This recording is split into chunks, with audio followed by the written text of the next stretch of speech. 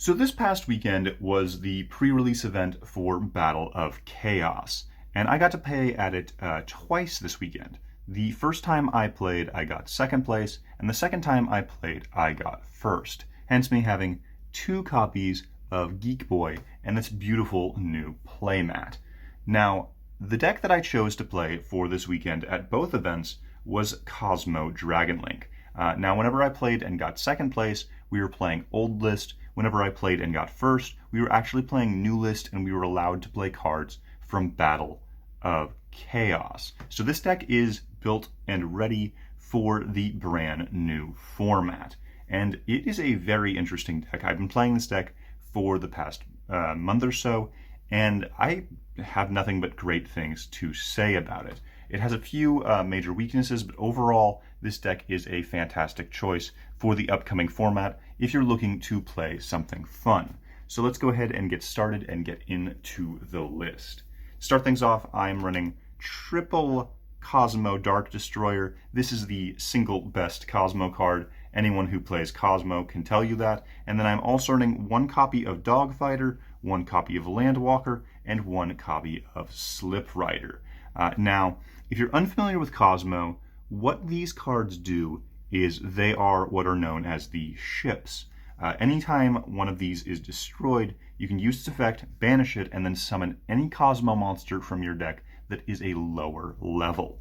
In particular, we're running triple Dark Destroyer, Dogfighter, and Landwalker because these are darks and these are high level. As a result, they have a lot of synergy with Allure of Darkness, and if you destroy any of these, which you can do in hand by the way, they will float into any of your other Cosmos that you want them to float into. Slip Rider also floats, but this is a primary target for us to summon from deck because when summoned, this allows us to destroy a spell or trap. Dark Destroyer can also destroy itself or any monster on the field when summoned. So very useful way to kick off your engine as early as possible. Our other Cosmo cards are our pilots. We're running one Dark Lady, one Sword Troopers, and then two Strawman. That's it for the pilots. If you're unfamiliar with Cosmos, the way the pilots work is you can banish these cards on field in order to summon any Cosmo monster that is a higher level. These also have very useful effects on field. Strawman lets you pay 500 in order to bring back your banished Cosmo monsters. So this card, when summoned from a Cosmo, is basically a free link too. Sword Troopers lets you revive your Psychic monsters in grave, which are any of the other pilots, and the Dark Lady lets you pay 1,000 to negate a monster effect and destroy it. This is our primary way to play around hand traps. We destroy our Cosmo ships early in order to summon this and combo off with the rest of our engine. These two are also your emergency teleport targets. For our rockets, we are playing a rather large engine of rockets. To start things off, we're running 3 Tracer, obviously best rocket. This can also be used in order to destroy any of your cards on field, so you can destroy Cosmo Town, you can destroy your ships, you can destroy whatever you want, but you do get locked into darks out of the extra. We are also running one Rocket Caliber. This card is nuts in this deck, because this card lets you tribute itself in order to summon a dark ship, a dark machine, or a dark dragon. But most of the time you're going to be using this to summon a dark machine. So one of your primary combos is if you have Cosmo Town plus Tracer, you destroy Cosmo Town. Cosmo Town will allow you to search one of your ships. So you search your Dark Destroyer, you summon Caliber off the effect of Tracer, and then you tribute Tracer to summon your Destroyer in order to get your engine rolling. For our other rocket monsters, we are running one Recharger, one Silver Rocket, both of the level 1s, and one Magna Rocket. Now, if I'm going to cut any of these, I'm going to cut Silver Rocket. The level 1s have an extra layer of usage because we're playing a level 5 Synchro, which means our Tracer gives us free access to our level 5 Synchro by summoning our level 1 non-tuner, and our level 1 tuner gives us access paired with any of the non-tuner level 4s. In general, we're playing such a massive engine of these because these are also all free ways to pop your ships on field, because you can use Striker Dragon your Link 1 in order to do that.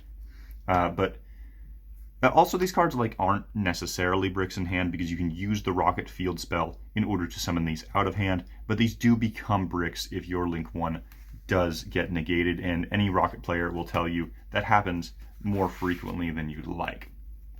For our honorary Rockets, we are running one Apsarouter and one Borreload Riot Dragon. This card is unironically one of the best cards in this entire deck. We're not going to ritual summon this, but what we're going to do is we're going to send it to graveyard as early as possible, then we're going to use its effect in grave. This card lets you add back a Borrel, including itself. It can add back itself, or it can add back a Rokket from your graveyard, and then you get to destroy a card on field or in hand. So if you open a Cosmo ship and a way to send this, this is a free way to blow up your Cosmo ships in hand and just start off your combo as early as possible, or summon a Dark Lady and combo with your other cards, knowing that your opponent is not going to be able to beat a review. Our other dragons, we're running triple Black Metal Dragon and one Red Eyes Darkness Metal Dragon. I think this is the best just normal summon two dragon materials in the game, because this lets you chain block your Striker Dragon. You make your Striker Dragon Chainlink 1, Black Metal Chainlink 2, because you are running a lot of Rockets. You want to be able to add your field spell to hand as much as possible. For the rest of our monsters, we're running one black and one white. Obviously, we're running the Chaos engine. Very good engine. I would not run this deck without it. And then, for the rest of our monsters, we are running one Dasher, one Celestial, and one Scythe. We are playing a 60-card deck, so you don't brick on these as much as you would in other builds. And Dasher, all the time, I get to use this card's effect in order to summon a ship that I top deck. Absolutely crazy. Now, for our spells and traps. To start things off, we are running a huge field spell engine. We are running triple Cosmo Town, double Ravine, one Boot Sector Launch, Terraforming, and Set Rotation. Very good little package here. I'm not sure if I'm going to keep it entirely yet because I did lose a game thanks to Set Rotation. I ended up drawing 4 cards in the same turn after giving my opponent Cosmo Town, and I drew into 2 more Cosmo Town.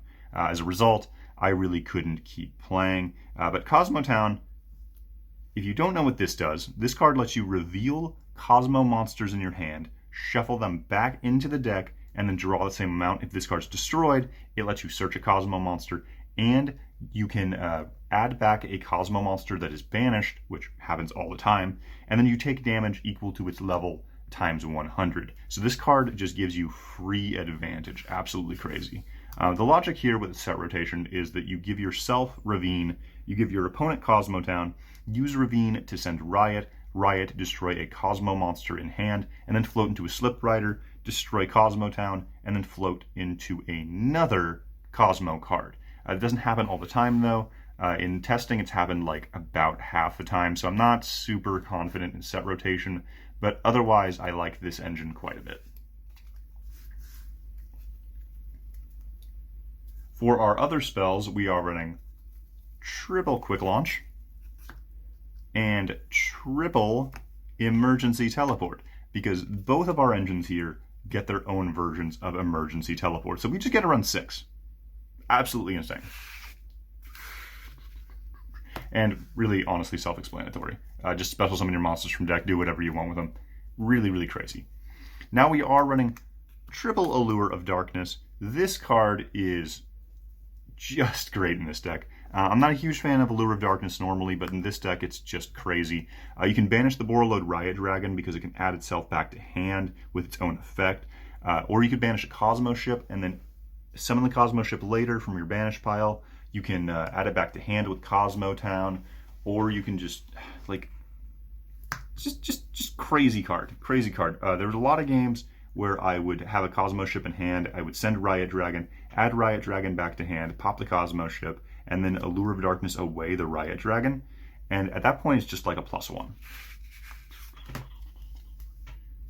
Next up, we are playing triple Dragon Shrine, just a Foolish Burial for Apsa Router or our Riot Dragon. Triple Chaos Space, pretty self-explanatory. We're running the babies. It's just a really absurd engine. And for the rest of our spells, we are running just kind of good stuff. We're running Triple Droplets, double Fusion Destiny, one Foolish Burial, and one Called by the Grave. In general, Fusion Destiny, like if this ever gets hit, we'd probably just switch to our Red Eyes Fusion, but this is just so much better in this deck because you have so much stuff that you want to pop. So there's a lot of times where I'm just going to destroy my own cards just to destroy them with DPE and just get free advantage.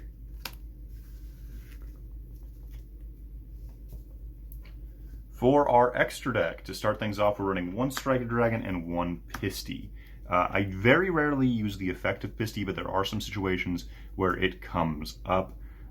In general, I tend to use this just as a free material in order to banish. It's just another free Link 1 for dragons, and Striker Dragon's pretty self-explanatory. Then for Link 2s, I play a lot. I play Heavenly Sphere, IP Masquerena, Romulus, Dahark the Dark, Dagda, and Anaconda. Anaconda tends to be your go-to because you always want to have DPE in rotation. This card is new. This is out of the new set. If you don't know what this does, this just lets you revive a dark monster from your opponent's graveyard. And if this is destroyed, then this lets you search a dark monster. This card, absolutely insane. I love this card. It's like the most... like people would run Barricade Board Blocker because it was just a generic dark Link 2. This just replaces Barricade Board Blocker in my mind. There's no reason to run Barricade Board Blocker as long as this is a card. I also used this to make a Boral Sword against one of my opponents to go for game because I just stole one of his monsters and then used my other monster to go for Boral Sword.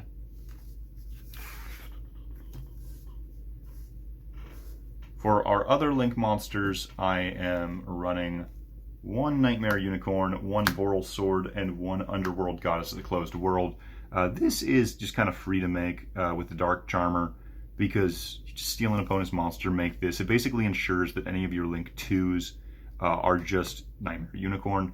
This is what I primarily use to go for game, and this ensures that I do not lose to Crooked Cook. I also make this far more often off of my IP than I do Unicorn just because I get so much free advantage in this deck. Like, there's no way that I'm not going to be able to make this if I'm making IP. For the rest of my extra deck, I am running 3 Synchro monsters. I'm running Borreload Savage Dragon, obviously. Then I'm running Scarlight Red Dragon Archfiend and Dark Dimension Soldier. This card is just a free board wipe, and it also lets me burn my opponent for game or for time. Also, you can use this to destroy your own Cosmo ships in order to float into more free advantage. This card is nuts. This is out of the new set. You have the ability to banish a card from your hand and then bring back a dark banished monster. So you can use this in order to just get back your Dark Destroyer if it's sitting there banished and you have no other way to get it back. And for our last extra deck monster, it's just DPE. Everyone knows what this does. This card's crazy. Now, for our extra deck, I'm running one Cosmo Good Witch and one Starving Venom Fusion Dragon. For our side deck, these are the only monsters I'm running. This card lets us out Winda or any like problematic Floodgate monster. It's not worth main decking, but it's a really good side deck. And then I'm also running triple Super Poly for the Starving Venom. Just get rid of your opponent's DPE, get rid of their Dragoons, get rid of anything stupid they might have that start. Really good little engine to play. Then I am citing one copy of Cosmojo. I was main decking this for a long time. I think it's much better in the side. This is non-targeting searchable removal. If you destroy your field spell, it lets you search any Cosmo card. So you can search Cosmojo off of the field spell, and then you can just have a free non-targeting removal.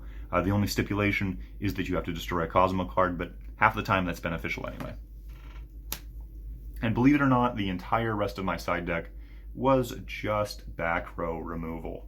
I expected there to be a lot of back row this format, or at least at this tournament, and I was right. MST might be the only thing that needs any explanation here. I ran it over Cosmic Cyclone because I can destroy my own cards with it. If I destroy Cosmo Town, especially if I give it off, or I give it to my opponent off of set rotation, it's just so free. Also, the life point cost of Cosmic Cyclone is a bit of a pain in the butt when you pay so many life points in this deck. But yeah, that was my build. Thanks for watching the video. Tell me in the comments section down below what you'd like to see next, and be sure to like, comment, and subscribe.